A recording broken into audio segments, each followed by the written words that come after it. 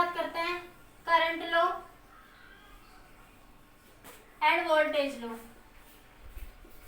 Voltage law, ठीक है। Current law क्या कहता है आपका? Current law, the sum of current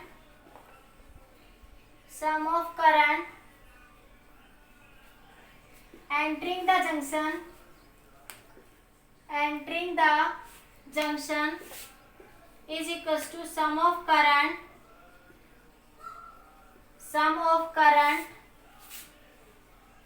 leaving the junction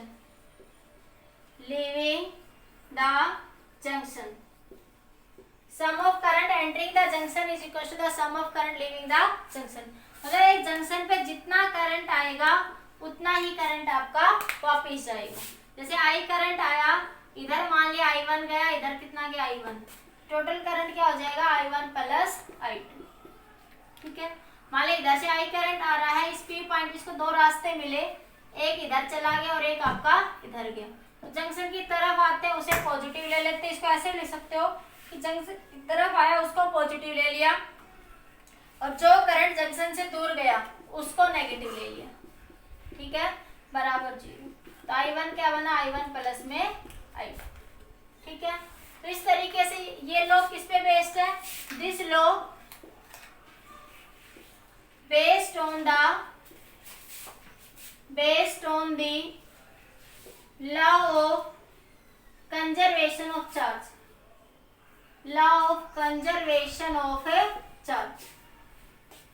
this law based on the law of conservation of charge। इसमें ये पूछ लेता है एक नंबर में क्वेश्चन कि करंट लॉ किस पे बेस्ड है?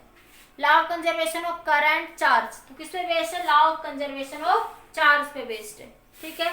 जैसे आपके पास एक एग्जांपल, मान लिया एक बैटरी है, यहां से भी एक बैटरी है,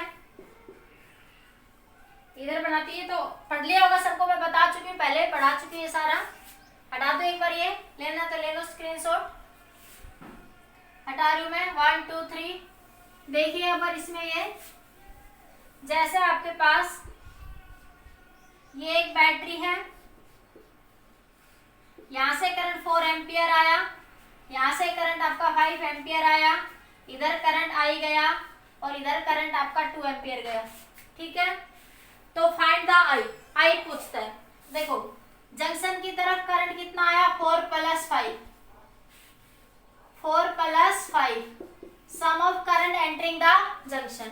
4 करंट जंक्शन की तरफ आया और 5 करंट जंक्शन की तरफ आया, is equal to the sum of current leaving the junction. Leaving में कौन सा हुआ? 2 और I। तो I की वैल्यू क्या होगी? 9 माइनस 2 बराबर I। तो I की वैल्यू कितनी हो जाएगी? 7। ये क्या आपका करंट लॉ, ठीक है। करंट लॉ को आप लोग ओपन सर्किट में भी लगा सकते हो और क्लोज सर्किट में भी लगा सकते हो। It is valid for both open circuit and in close circuit. Note कर लिया? जल्दी से नोट कर लीजिए। 1 2 3 नोट कर लिया जल्दी से। अगला देखिए किरचॉफ्स वोल्टेज लो। किरचॉफ्स वोल्टेज लो,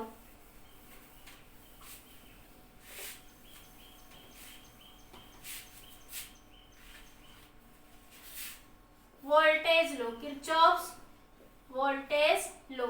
इसको केवीएल लो भी बोलते हैं, किरचॉफ्स वोल्टेज लो, ठीक है। इसी किससे बेस्ड है ये law? This law based on the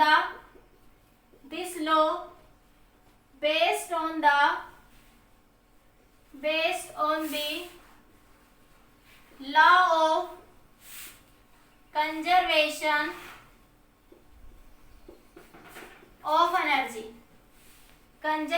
of energy। इस लॉ के अंदर क्या होता है? एक क्लोज लूप के अंदर नेट पोटेंशियल डिफरेंस क्या होगा? 0। The algebraic sum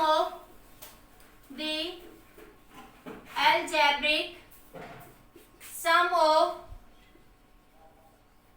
change in potential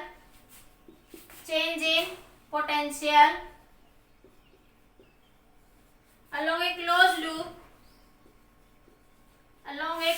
loop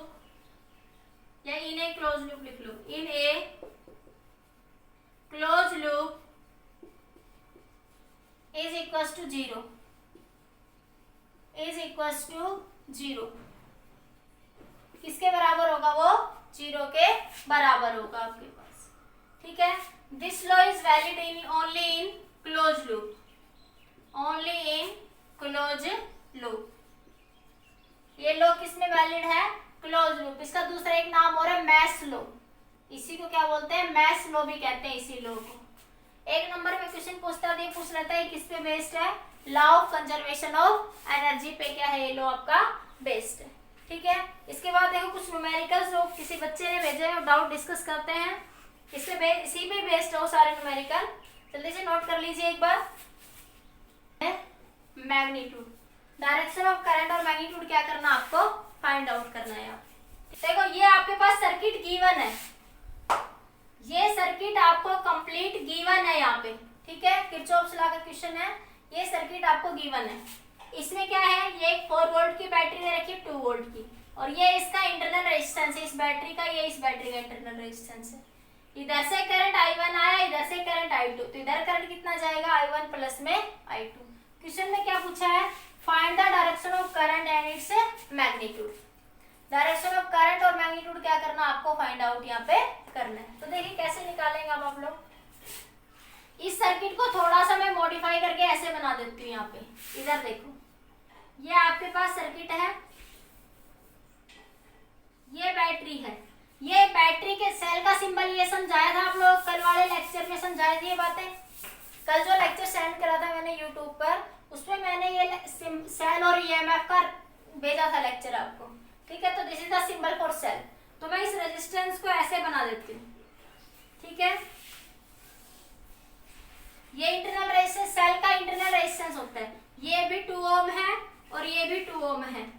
ठीक है, और ये बैटरी आपकी 4 वोल्ट की है और ये बैटरी आपकी 2 वोल्ट की है। यहां से करंट आया आपके पास,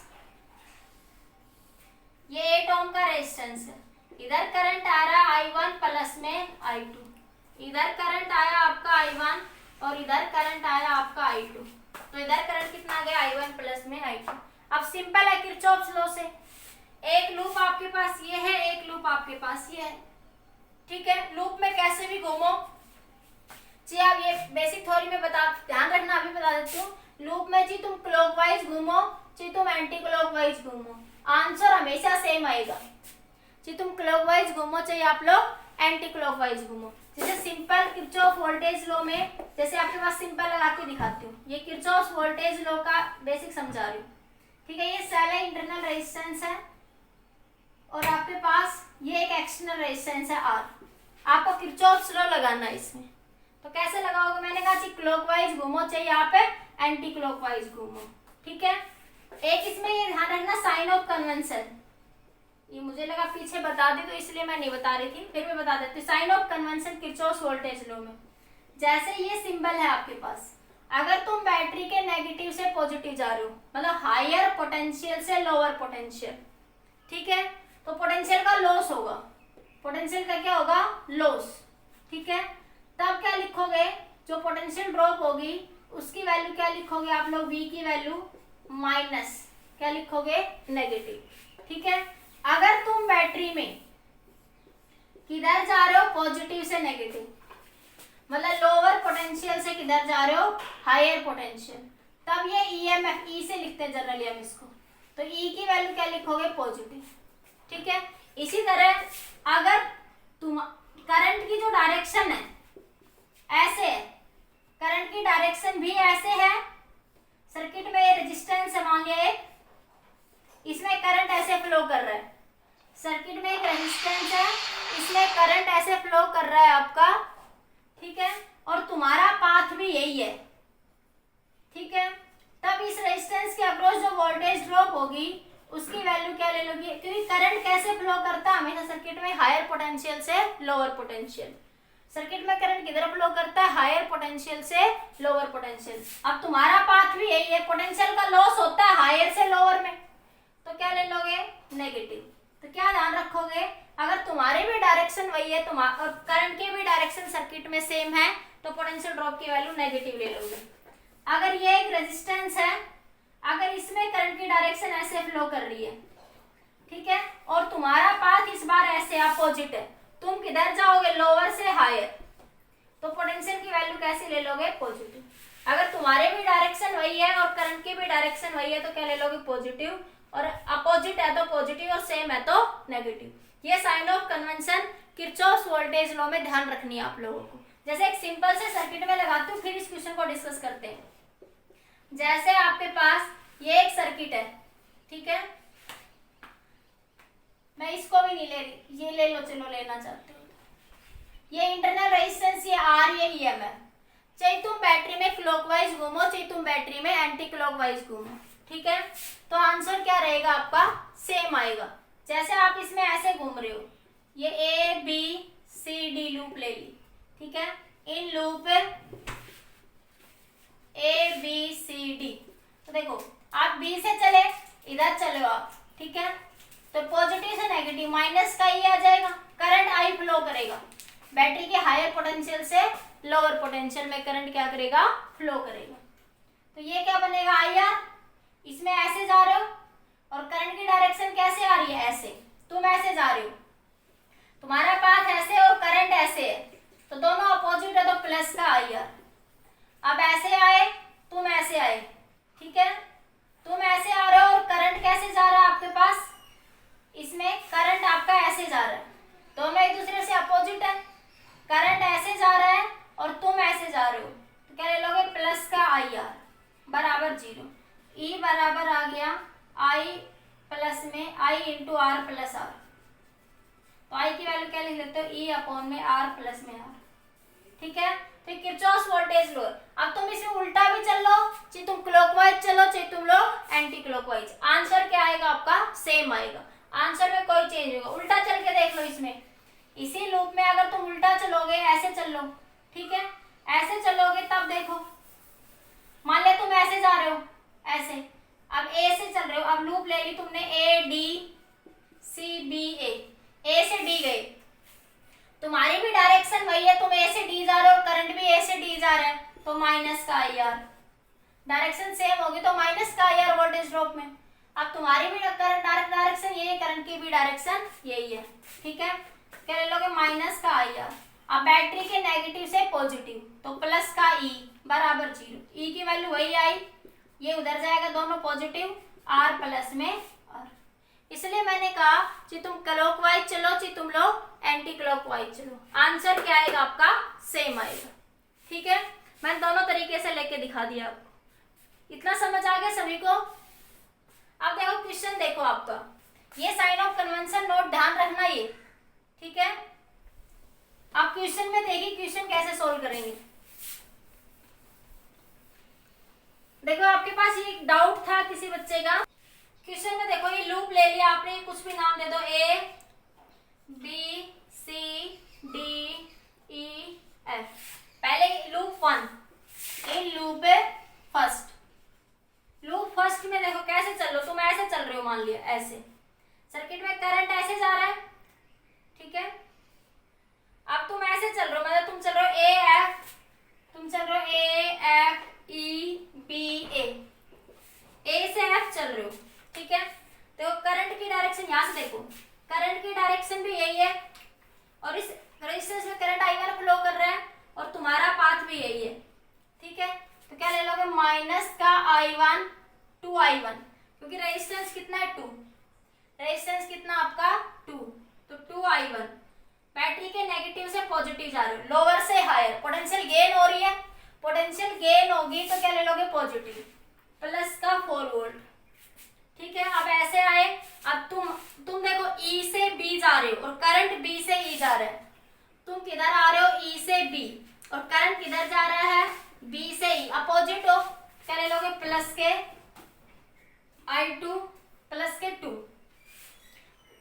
पॉजिटिव से नेगेटिव, तो माइनस का 2, अरे बैटरी के पॉजिटिव से नेगेटिव। अब यहाँ पे देखो करंट तो ऐसे जा रहा है और तुम ऐसे आ रहे हो, तो क्या लिख लोगे, प्लस का 2I2 बराबर 0।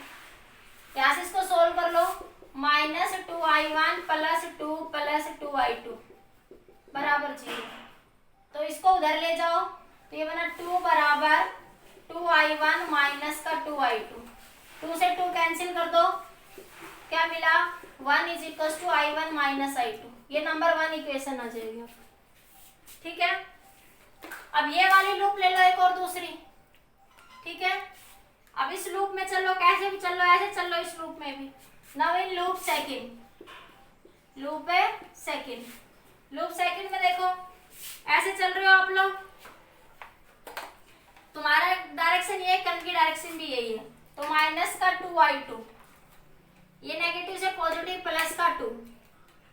ठीक है, फिर तुम ऐसे चल रहे हो, तुम भी ऐसे चल रहे हो, करंट भी ऐसे चल रहा है, -8I1 प्लस I2 बराबर 0। ठीक है, इसको सोल्व कर लो, तो ये बना आपका माइनस का 2I2 प्लस 2 -8I1 -8I2 बराबर 0। ठीक है, तो ये बना आपका 2I2 और ये 2I2, माइनस का 10I2 माइनस का 8I1, इसको उधर ले जाओ माइनस का 2, तो ये माइनस माइनस क्या हो जाएगा आपका, प्लस हो जाएगा।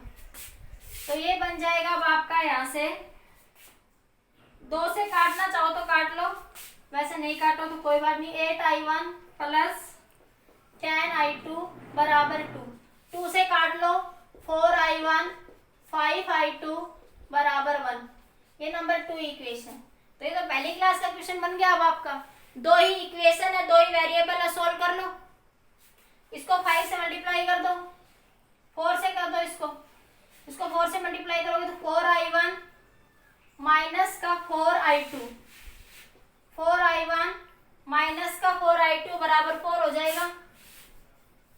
ये माइनस, ये प्लस, ये माइनस काट दो, तो ये बना 9I2 बराबर 4, तो I2 बराबर 4/9। ये डायरेक्शन पूछी थी, पॉजिटिव आई है ये वैल्यू, सॉरी ये वही है 4 नहीं, ये 3 है। ये बनेगा माइनस है ना, तो माइनस का ये आया माइनस का 3, तो माइनस का 3/9, माइनस का 3/9, तो ये I2 आया माइनस का 1/3। ये माइनस का 1/3 का मतलब बैटरी में करंट किधर से किधर जाता है, जनरली नेगेटिव से पॉजिटिव। अगर बैटरी में नेगेटिव से पॉजिटिव करंट की डायरेक्शन यही मानते हो ना, बाहर ऐसे निकलता है, पॉजिटिव लोअर पोटेंशियल से हायर पोटेंशियल। सर्किट में करंट कैसे फ्लो करता है, हायर से लोअर, और बैटरी के अंदर कैसे जाता है, लोअर से हायर। सर्किट में तो कैसे फ्लो करता है, हायर टू लोअर, और बैटरी में कैसे जाता है, लोअर टू हायर। ठीक है, अब ये देखो, ये सर्किट है आपका, तो इसमें ये सर्किट है, मान लिया ये आपका, तो इसमें करंट कैसे फ्लो करे, बैटरी के हायर पोटेंशियल से लोअर पोटेंशियल में। करंट कैसे फ्लो करेगा, बैटरी के हायर पोटेंशियल से लोअर पोटेंशियल में करंट क्या करेगा आपका, फ्लो करेगा। ठीक है, तो बैटरी में करंट किधर जा रहा है, नेगेटिव से पॉजिटिव। ठीक है, ये नेगेटिव साइन आया, इसका मतलब हमने जो डायरेक्शन मानी वो गलत है। बैटरी में करंट किधर जाएगा, पॉजिटिव से नेगेटिव। बैटरी के अंदर करंट की डायरेक्शन क्या है, इसमें पॉजिटिव टू नेगेटिव। तो इसे नेगेटिव, ये I2 की वैल्यू इन दोनों में से कहीं पुट कर लेना, तो क्या मिल जाएगा आपको, I1, वो सोल्व कर लेना। ठीक है, जल्दी से नोट करिए। ठीक है, ये नेगेटिव साइन क्या बता रहा है कि बैटरी में करंट किधर जा रहा है, पॉजिटिव से नेगेटिव जा रहा है। लिख लो, current go in the battery from positive to negative terminal, from positive to negative terminal. जल्दी से नोट कर लीजिए।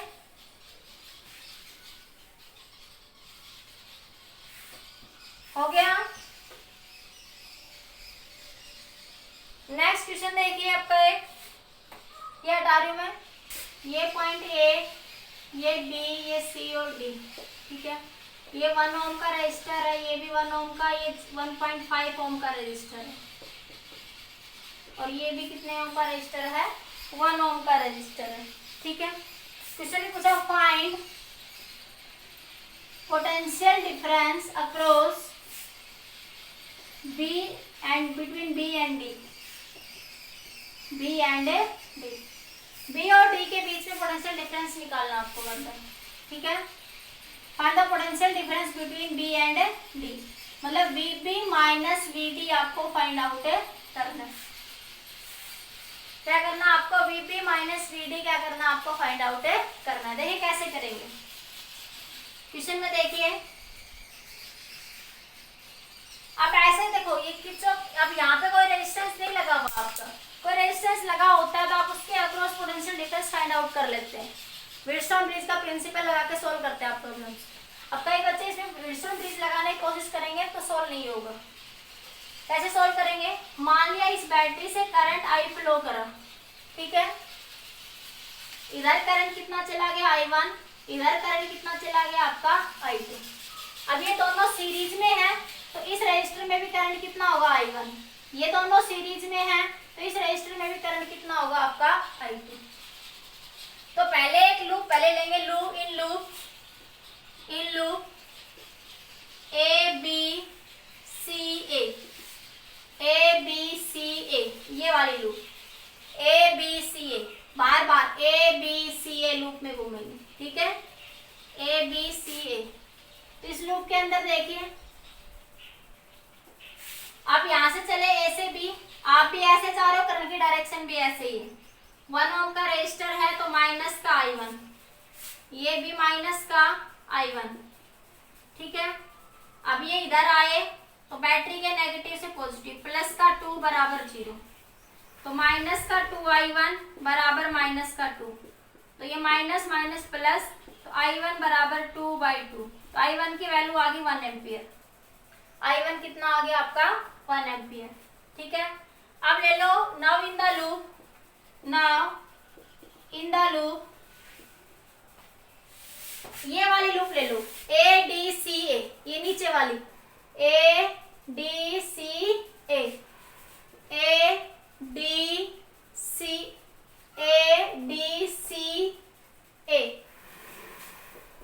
ठीक है। इस लूप के अंदर चलेंगे आप तो देखो आप भी ऐसे चल रहे हो और करंट की डायरेक्शन भी ऐसे ही है, तो क्या हो जाएगा माइनस का I2 इंटू 1.5, रेजिस्टेंस कितना है इसका V/IR, रेजिस्टेंस कितना है 1.5, ठीक है। आप भी ऐसे चल रहे हो, करंट की डायरेक्शन भी ऐसे ही है, तो माइनस का I2 इंटू 1, I2 को 1 से मल्टीप्लाई करोगे 1 ही रहेगा, ये प्लस का 2 बराबर 0, तो ये बना 1.5, इसको अरे 1.5 प्लस 1 कितना होगा 2.5, तो ये माइनस का 2.5 इंटू I2 बराबर -2, माइनस माइनस क्या हो जाएगा आपका प्लस हो जाएगा, ठीक है। तो I2 की वैल्यू कितनी हो जाएगी 2/2.5, तो ये बन जाएगा आपके पास 20/25, तो ये नहीं जाने की 0.8 एम्पियर, I2 की वैल्यू कितनी आ जाएगी 0.8 एम्पियर, ठीक है। अब आपसे पूछा है potential difference across B and D, तो पहले हम इसके अक्रॉस पोटेंशियल निकालते हैं, फिर इसके अक्रॉस। देखो पोटेंशियल VA माइनस VB किसके बराबर होगा IR के, I1R के होगा या नहीं? अरे पीछे किरचॉफ्स लॉ का वीडियो समझाया, उसमें बताया था मैंने। आप क्या लिखो VA माइनस का I1 बराबर VB, तो क्या लिखोगे VA माइनस VB बराबर I1। अरे ये 1 ओम है ना, IR होगा, R की वैल्यू 1 है इसलिए मैं सीधा I1 लिख रही हूँ, R की वैल्यू 1 ओम है इसलिए मैं सीधा I1 लिख रही हूँ। I1 कितना आया हुआ है आपका 1 एम्पियर, I1 की वैल्यू कितनी है 1 एम्पियर, तो ये वैल्यू कितने के बराबर होगी 1 के, ठीक है, 1 वोल्ट के। इसी तरह VA minus VD, VA minus VD कितने के बराबर हो जाएगा I2 इंटू 2 1.5 के, तो I2 कितना है 0.8 मल्टीप्लाई बाय 1.5, I2 कितना 0.8 मल्टीप्लाई बाय 1.5, तो 8/10, ये कितना आ जाएगा आपका 120, तो ये 12 आ जाएगा आपका, सॉरी ये आएगा 1.2, कितना आ जाएगा ये आपका 1.2 वोल्ट, कितना है ये 1.2 वोल्ट, जल्दी से नोट करिए कितना आ गया ये 1.2 वोल्ट, जल्दी नोट कर लीजिए इतना आपका, नोट कर लिया। अब देखो ये इधर से लिख लिया होगा ना सबने, नोट हो गया होगा इधर से, यहां से मैं हटा रही हूँ। देखो अब माइनस वीबी कितना आया 1, और V A minus V D कितना आया 1.2, ठीक है, वोल्ट। अब क्या करो, इसको नंबर 1 कह दो थोड़ी देर के लिए, इसको नंबर 2 कह दो।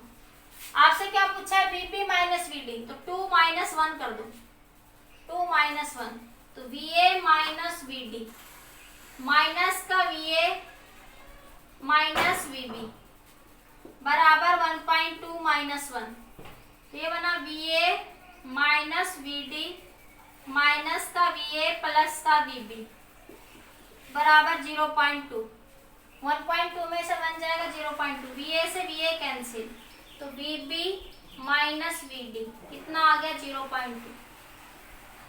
तो यही पूछा था उसने, potential difference across B and D, तो ये आ जाएगा वीपी माइनस वीडी कितना आ जाएगा 0.2। तो इस तरीके से आप ऐसे क्वेश्चंस में पोटेंशियल डिफरेंस क्या कर सकते हैं, फाइंड आउट कर सकते हैं। जल्दी से नोट करिए, समझ आया क्वेश्चन, पहले ये बताओ क्वेश्चन समझ आया या नहीं आया। Find the value of R1 and R2। देखो, these are two circuit are given, circuit A and B are given, circuit A and B are given। पूछ रहा है find the value of R1 and R2 from these two circuit। इन दो circuit से आपको R1 और R2 की value find क्या करना, आपको R1 R2 की वैल्यू क्या करनी है, फाइंड आउट करनी है। देखो कैसे करोगे, लगाना इसमें भी किरचॉफ्स लॉ ही है, इस क्वेश्चन में भी आपको क्या यूज करना है, किरचॉफ्स लॉ। पर कैसे फाइंड आउट करोगे, देखो इस क्वेश्चन में एक छोटा सा पॉइंट समझ लो आप लोग पहले।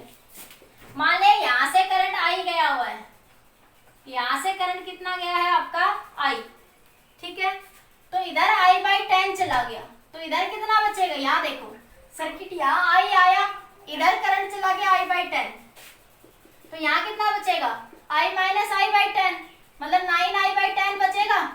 मतलब R2 रेजिस्टेंस के अक्रॉस करंट कितना जा रहा है 9 आई by 10।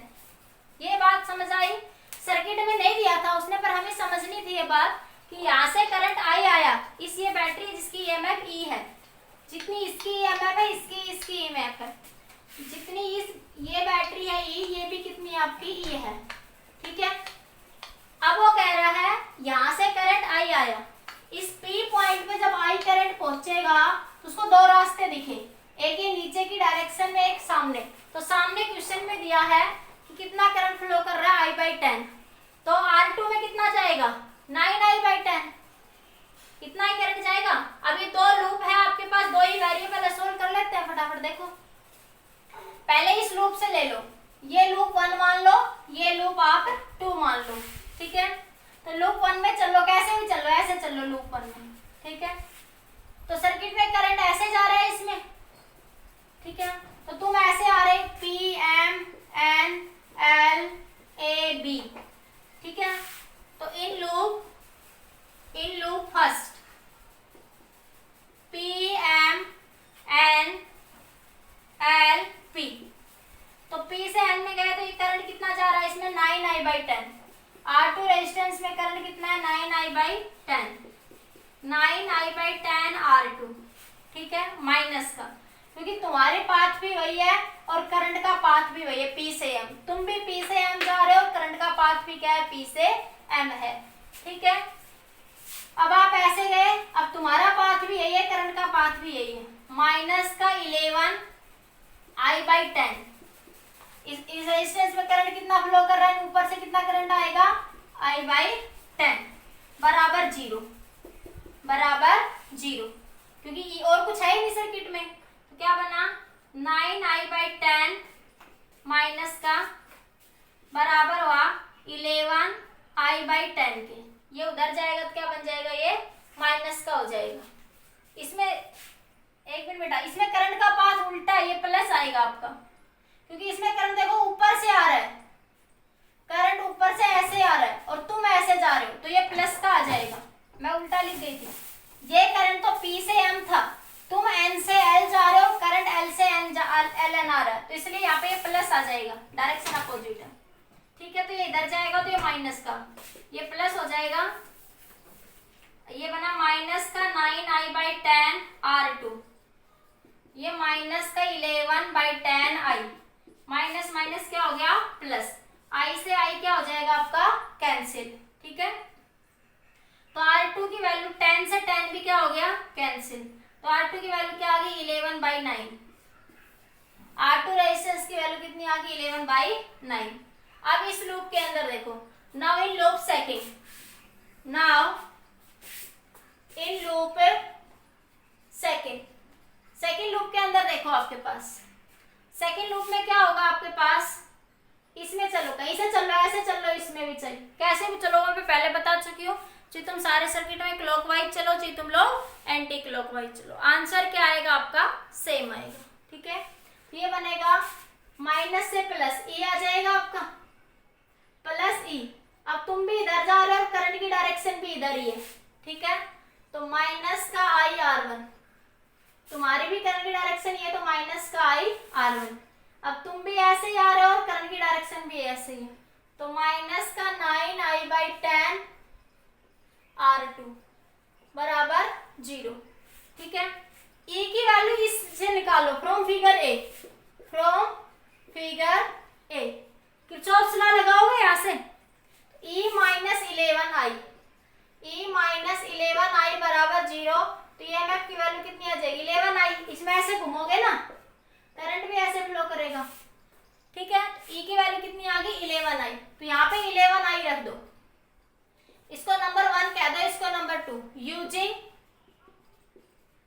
Value of E from 2 in 1, तो क्या बनेगा, 11I minus IR1, 11I minus IR1 minus 9I/10 into देखो R2 पहले निकाल चुके हो, 11/9, R2 की वैल्यू निकाल चुके हो आप, तो R2 को मैं 11/9 रख देती हूँ, 9 से 9 कैंसिल बराबर 0।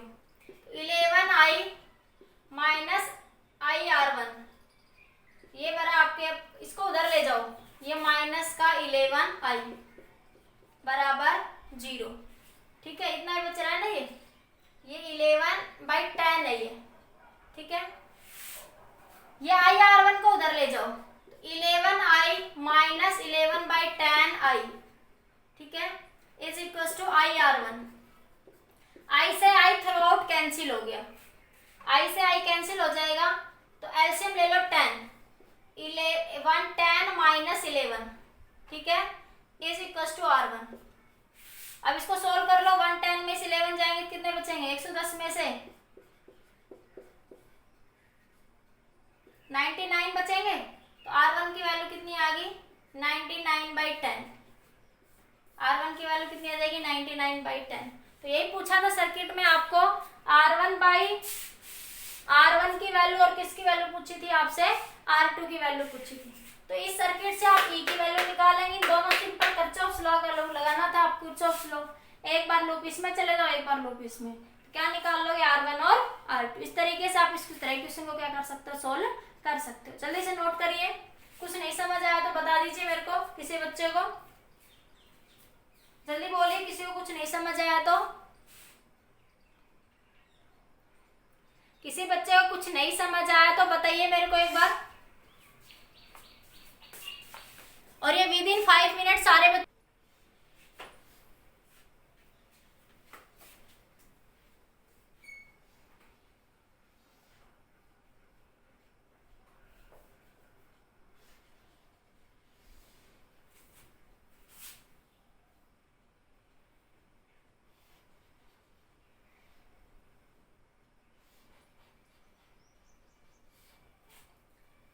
ये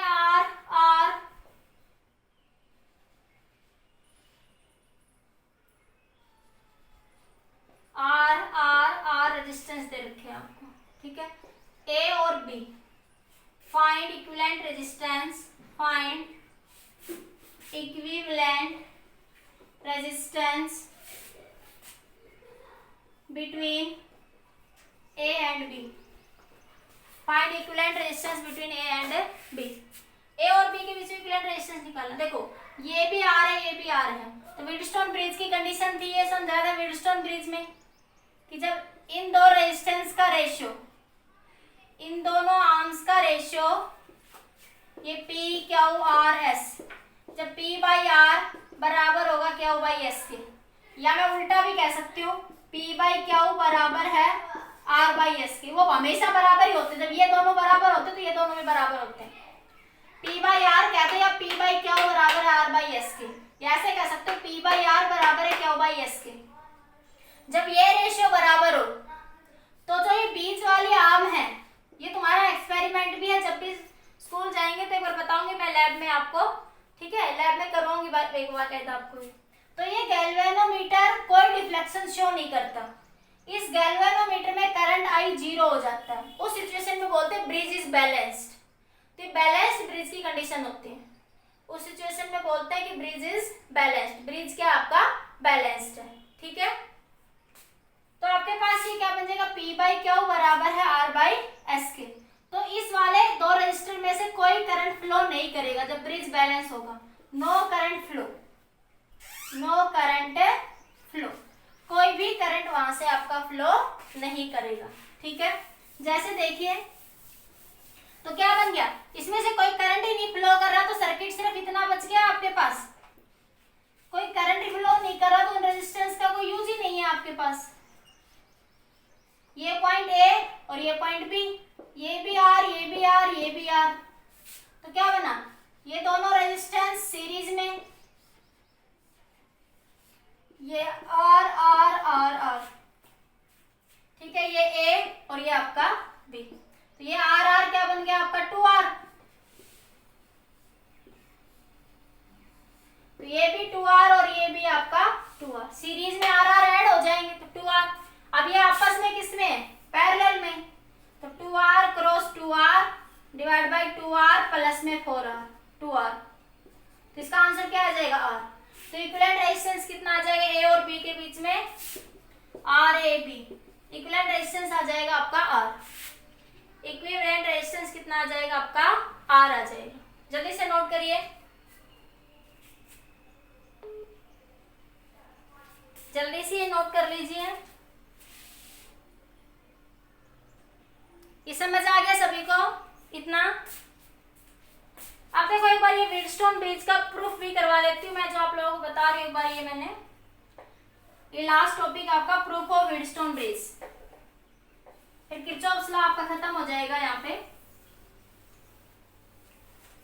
देखो व्हीटस्टोन ब्रिज का प्रूफ देख लो एक बार, जो मैं कहती हूँ P बाई क्यू बराबर होगा R बाई एस के, ये कैसे होता है एक बार, ये बैलेंस्ड व्हीटस्टोन ब्रिज की कंडीशन होती है जो मैं आपसे डिस्कस करती हूँ। व्हीटस्टोन ब्रिज, ठीक है,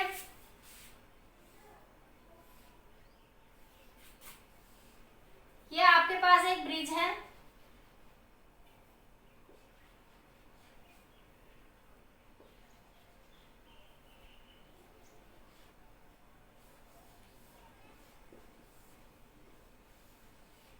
ये मान लिया आपके पास R1 रेजिस्टेंस है, ये मान लिया R2 रेजिस्टेंस है, ये R3 रेजिस्टेंस है, ये R4 रेजिस्टेंस, ठीक है।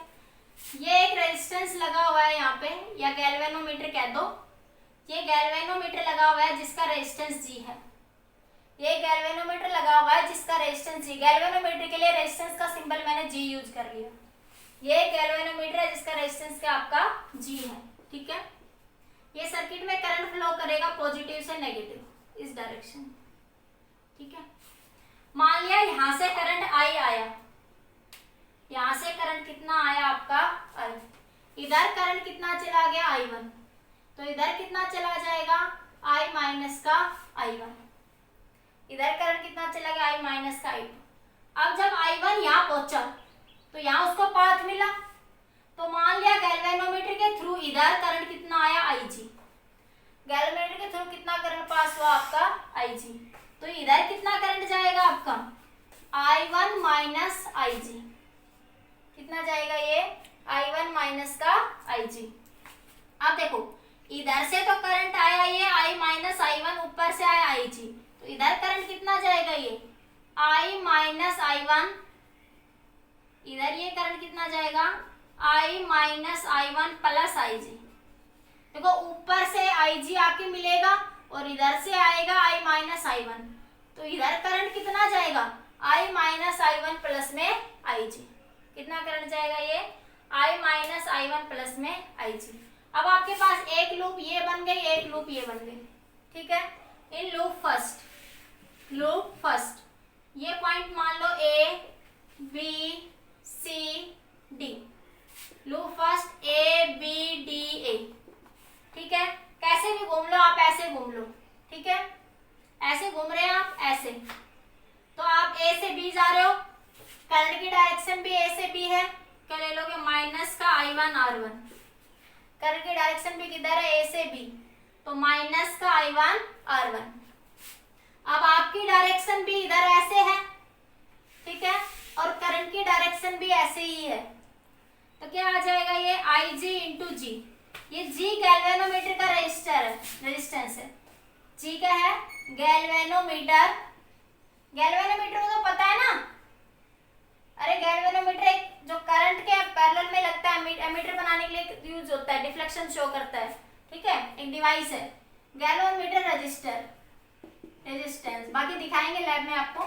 Galvanometer resistance which shows it a device which shows the deflection, it is a device which shows the deflection of current, कि करंट कितना है वो डिफ्लेक्शन शो करती है सुई एकदम से। तो I1 इंटू G, इसका रेजिस्टेंस R की बजाय मैंने G से डिनोट कर दिया, सिर्फ रेजिस्टेंस मैंने R की बजाय किसे नोट कर दिया, G से। आप भी ऐसे आ रहे हो, अब आप ऐसे जा रहे हो, अब देखो आप ऐसे जा रहे हो और आपका करंट ऐसे आ रहा है, क्या ले लोगे प्लस का I माइनस I1 इंटू में रेजिस्टेंस R3 बराबर 0, ठीक है। अब इसको नंबर 1 नाम दे दो अभी यहाँ पे। अब now in loop second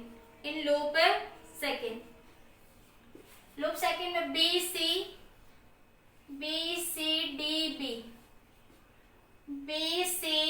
D B, ठीक है। B से C में चले, B से किधर जा रहे हो, C में, ठीक है। तो ये कितना आपका I1 माइनस का IG, क्या आया I1 माइनस IG, नेगेटिव का, क्योंकि तुम्हारा पाथ भी यही है B से D, और करंट की डायरेक्शन भी क्या है B से C है, और तुम्हारा पाथ भी क्या है B से C। I1 minus IG into R2।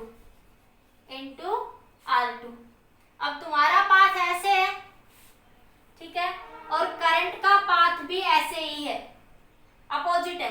Current का पाथ तो D से C है और तुम जा रहे हो C से D। करंट का पाथ तो D से C है और तुम कहाँ जा रहे हो, C से D, तो क्या ले लोगे plus I minus I1 plus IG into में R4, ठीक है। अब तुम जा रहे हो D से B और करंट आ रहा है B से D, तुम किधर जा रहे हो D से B और करंट आ रहा है B से D, plus IG into G बराबर 0, ठीक है। अब देखो व्हेन ब्रिज इज बैलेंस्ड, मैंने यही कंडीशन समझाई है, जब बैलेंस्ड ब्रिज होगा तभी आपका R1 बाई R2 बराबर होगा R3 बाई R4 के। जब ब्रिज बैलेंस होता है तब ये कंडीशन होती है, ठीक है। ब्रिज बैलेंस का मतलब क्या है कि गैल्वेनोमीटर में से कोई करंट फ्लो नहीं करेगा। ब्रिज बैलेंस वर्ड क्या बता रहा है, no current flow across the galvanometer, there is no current flow across the galvanometer, ठीक है। तो आपके पास when bridge is balanced,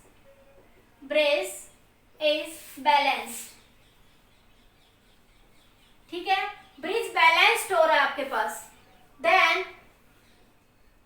no current flow across the galvanometer,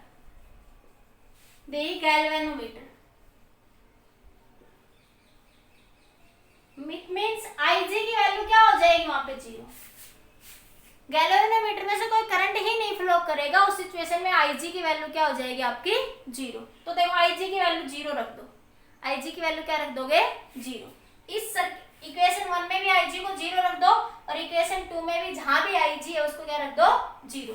तो देखो IG को 0 रखूंगी, क्या बचेगा माइनस I1 R1, ये IG 0 तो ये फैक्टर 0 बन जाएगा, plus I minus I1 into R3 बराबर 0, ठीक है। इसको नंबर 2 नाम दे दो, इसको नंबर 3 नाम दे दो, ठीक है। नाउ इसमें भी IG को 0 रख दो, जीरो, तो ये बचा आपका -I1R2 -I1R2, ये IG की वैल्यू जीरो, यहाँ पे भी IG की वैल्यू जीरो, तो प्लस I-I1 इंटू R4 बराबर जीरो, क्योंकि ये IG भी आपका zero. Number 4, now from 4 and 5 क्या लिख सकती हूँ, I-I1R3, इसको उधर ले जाओगे तो प्लस हो जाएगा I1R1, ठीक है, I1R1। इसी तरह इसको नंबर 5 नाम दे दो।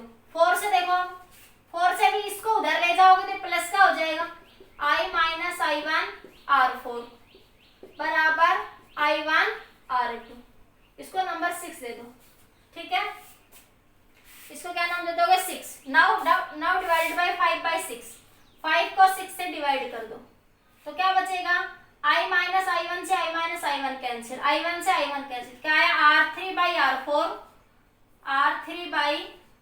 अरे लिख के दिखाऊं क्या, समझ आ गया, ये I इनको डिवाइड करोगे ना आपस में, I-I1R3 I-I1R4 I1R1 I1R2, ये आपस में कैंसिल, क्या आया R3/R4 R1/R2, तो यही रेशो था ना कि R1/R2 बराबर होगा R3/R4 के, R1/R2 बराबर है R3/R4 के, तो जब ब्रिज बैलेंस होता है तो ये रेशो क्या हो जाता है, आपस में इक्वल हो जाता है। इस बात को मैंने प्रूफ भी कर दिया यहाँ पे किरचॉफ्स लॉ के यूज से, मैंने किरचॉफ्स लॉ को आपको कैपेसिटर में भी बताया था और यहाँ पे भी बताया है, ठीक है, तो जब किरचॉफ्स लॉ का यूज करेंगे तो ये रेशो आपस में क्या हो जाएंगे, इक्वल। समझ आया सबको, जल्दी से बताओ एक बार मेरे को। Yes ma'am. क्लियर हो गया?